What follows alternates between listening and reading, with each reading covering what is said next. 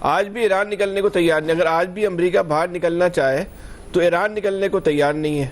اور جو امریکہ ہر کسی کے ساتھ جو شرارت کیا کرتا تھا پوری دنیا کے ساتھ, اس وقت پوری دنیا جو ہے وہ بالکل مزے لے رہی ہے اس وقت امریکہ کے. بڑا ٹیسٹ جس کو کہتے ہیں نا, جس کو ذائقے لے کے مزے لے رہے ہیں اس وقت. بس سب نے اس کے منہ پہ منع کر دیا کہ بھائی ہم تمہارے پاس جو ہے تمہارے ساتھ دینے کو ہم تیار ہی نہیں ہے, اب اپنی جنگ جو ہے وہ خود لڑو. یہ امریکہ کی پوری کی پوری جو کیلکولیشن تھی, ظاہر بات ہے یہ ممکن نہیں ہے کہ امریکہ نے اتنی بڑی جنگ سے پہلے کوئی منصوبہ بندی نہیں کی ہوگی. وہاں پروجیکٹ مینجمنٹ کے بہت ایکسپرٹ لوگ بیٹھے ہوئے ہیں, انہوں نے A to Z سارے پلان بنائے ہوں گے. A پلان بھی ہوگا, B بھی ہوگا, C بھی ہوگا. لیکن اب تک کی جو ان کی حکمت عملی سامنے آ رہی ہے امریکہ کی, بالکل واضح طور پہ نظر آ رہا ہے کہ ان کے پاس پلان تو تھے لیکن ہوم ورک نہیں تھا. اس لیے ان کے جتنے پلان تھے وہ سارے کے سارے جو ہیں وہ ناکام ہو گئے. ٹرمپ صاحب کی جو روز اول سے جو جتنی بھی ان کی پالیسیاں سامنے آئیں, جس میں کہیں پاکستان بھی ان میں جو بہک گیا, یا دباؤ میں آ گیا, یا دوستی میں آ گیا, محبت میں آ گیا, کچھ بھی نام دے دیں, خوش آمد کا دے دیں, کسی میں بھی آ گیا, ان کی صرف مفروضوں کے اوپر تھی, وہ گمان کے اوپر تھی, عملی طور پہ نہیں تھی. اس کی وجہ سے اب یہ اس جنگ کو بھی جو ہے مفروضوں کی بنیاد پہ انہوں نے جو ہے نا وہ لڑنے کی کوشش کی. لیکن امریکہ کے بارے میں ایک بات اور بھی کہی جاتی ہے کہ امریکہ کا نظام جو ہے نا وہ بہت طاقتور ہے. صدر کے آئینی اختیارات اپنی جگہ, لیکن وہاں کی جو اسٹیبلشمنٹ ہے, وہاں کا جو نظام ہے, وہاں کی جو مقتدرہ ہے, وہ بہت طاقتور ہے. تو کیا وہ بھی ٹرمپ کے آگے بے بس ہو گئی, یا اس کے پاس بھی کوئی اس طرح کی جو ہے نا وہ کیلکولیشن نہیں تھی؟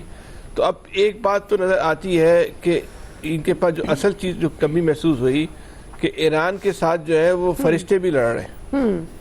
اب وہ فرشتوں کو کی کیلکولیشن نہیں کر پائے. وہ فرشتے وہ چین سے آنے تھے, یا رشیا سے آنے تھے, یا کسی اور اطراف کے پڑوسی ملک سے آنے تھے. وہ کیلکولیشن نہیں کر پائے کہ یہ فرشتے بھی جو ہے وہ آ جائیں گے, اور ان کے وہاں یہ جو ہے وہ مار کھا گئے, اور یہ بھی اور مار کھائیں گے. اب جو امریکہ کو اگر آپ فالو کریں, ان کے سوشل میڈیا کو فالو کریں, ایون کہ آپ اسرائیل کے سوشل میڈیا کو فالو کریں, چلے اس کی ویڈیو تو اصلی ہے نقلی ہے اس کو تو چھوڑ دیں, لیکن وہاں کی جو جینون ویڈیوز آ رہی ہیں اسرائیل کی ویڈیوز, وہاں پہ لوگ عام آدمیوں میں اور پولیس میں باقاعدہ تصادم ہو رہا ہے.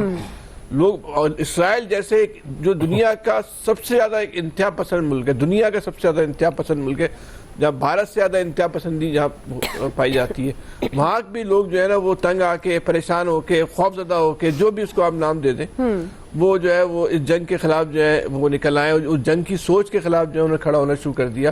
یہی اگر آپ امریکہ کا سوشل میڈیا فالو کریں تو وہ اس وقت تو ایسا لگتا ہے کہ دنیا تو آپ چھوڑ دیں, امریکہ میں اگر سب سے زیادہ کسی کی مخالفت پائی جاتی ہے تو وہ ٹرمپ کی جو ہے وہ مخالفت پائی جاتی ہے. نہ اس کا میڈیا اس کے ساتھ کھڑا ہے, نہ اس کا جو ایک عام آدمی ہے جو وہ اس کے ساتھ کھڑا ہوا ہے. تو یہ ایک حیرت انگیز بات ہے کہ ٹرمپ اپنی ضد کو اور اپنی انا کو یہ کب تک لے کے جو ہے وہ چلے گا, اور اس کی قیمت کیا ادا کرے گا. لیکن اس کی قیمت وہ جو بھی ادا کرے گا وہ دنیا کے لیے اچھی ہوگی. بالکل, یہ ایک اچھی بات ہے. جو ٹرمپ جو بھی قیمت ادا کرے گا یہ اس کا ہے, تو اس کو جتنا کھینچے دنیا کے لیے جو ہے ایک بڑی اچھی قیمت ہوگی. جن کی بدماشی غنڈہ گردی کا راج ہے وہ لگتا ہے زیادہ راستے چلے گا نہیں. وہ یار صاحب والی بات جو ہے اگر اس حد تک نہیں ہوتی گورباچوف کی حد تک, لیکن یہ تو طے شدہ بات ہے کہ امریکہ کو قیمت بہت بھاری چکانی پڑے گی. صحیح. کوئکلی ناظرین بریک لے لیتے ہیں, بریک سے واپس آئیں گے, یہیں سے کنٹینیو کریں گے.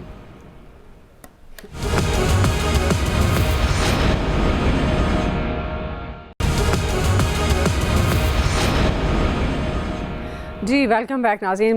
نوید صاحب آپ کی طرف آؤں گی. اب ڈونلڈ ٹرمپ کے لیے ایران جنگ کتنا بڑا چیلنج ہے؟ لیکن دعا ایران جنگ میرے خیال میں ڈے ون سے جو ہے وہ ڈونلڈ ٹرمپ کے لیے چیلنج تھا. لیکن ایشو کیا ہے کہ ٹرمپ جو ہے وہ ایک نارسسسٹ آدمی ہے, وہ ایک ومسیکل آدمی ہے, وہ ایک متکبر آدمی ہے, وہ ایک ٹرانزیکشنل آدمی ہے. جو کچھ اس نے کیا وینزویلا کے بعد, تو اس کو تو وہ یہ سمجھ بیٹھا تھا کہ جی ایسے ہی میں نے جانا ہے, اور ایران میں تو لوگ جو ہے وہ میرے انتظار میں بیٹھے ہیں, اور جو ہے وہ لوگ اٹھ کھڑے ہوں گے اور جو ہے وہ تختہ جو ہے وہ الٹ دیں گے. انٹائر کیلکولیشن اس کی غلط تھی. اچھا یہ بھی جیسے میں نے کہا نا کہ ایک تو متکبر ہے, دوسرا جو ہے وہ جو ومسیکل ہے. اب اس وقت بھی اس کو پینٹاگون نے کہا کہ جی ہمارے پاس جو ہے وہ شاید اتنا اسلحہ بارود نہیں ہوگا, اگر جنگ لمبی کھنچتی ہے تو ہمارے پاس اتنا اسلحہ بارود نہیں ہوگا, لیکن اس نے نہیں سنی. یہ بھی اب بات آ رہی ہے کہ اس کو متنبع کیا گیا تھا کہ جو اسٹریٹ آف ہرمز ہے اگر وہ ایران نے بند کر دی تو ہمارے لیے مسئلے مسائل ہوں گے, لیکن اس نے ان کی بھی نہیں مانی. اچھا جو اس نے کلوز ڈور بریفنگ دی کانگریس مین کو, وہ جو کانگریس مین باہر نکلے انہوں نے آ کے جو بات کہی کہ انہوں نے کہا کہ اس کے پاس تو کوئی پلان ہی نہیں ہے. یعنی وہ اپنے داماد کی بریفنگ کے اوپر جا کے اس نے ایک اتنا بڑا فیصلہ لے لیا.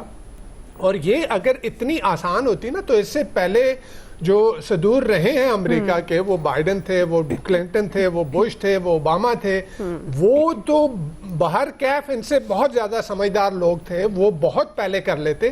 لیکن دیکھیں اوباما نے جو ہے وہ ایران کے ساتھ ڈیل کی تھی, وہ نیوکلیئر ڈیل ہوئی تھی, اور یہ شخص جو ہے اس نے آ کے وہ ڈیل جو ہے ختم کر دی. تو جنگ جو تھی وہ شروع سے نیتن یاہو چاہ رہا تھا, اسرائیل چاہ رہا تھا. میں نے کل بھی شاید ذکر کیا تھا کہ اینٹونی بلنکن نے یہ بات کہی کہ ہم ایران کے ساتھ جنگ سے 30 منٹ کی دوری پہ تھے کہ جو ہمیں فیڈ کیا, جو غلط انٹیلیجنس فیڈ کی ہمیں اسرائیلیوں نے, تو ہم تو جنگ آلموسٹ جنگ میں جا چکے تھے. تو یہ بیوقوف جو ہے, یہ ومسیکل آدمی, اس نے آ کے ان کی باتوں میں آ گیا اور اس نے جنگ چھیڑ دی.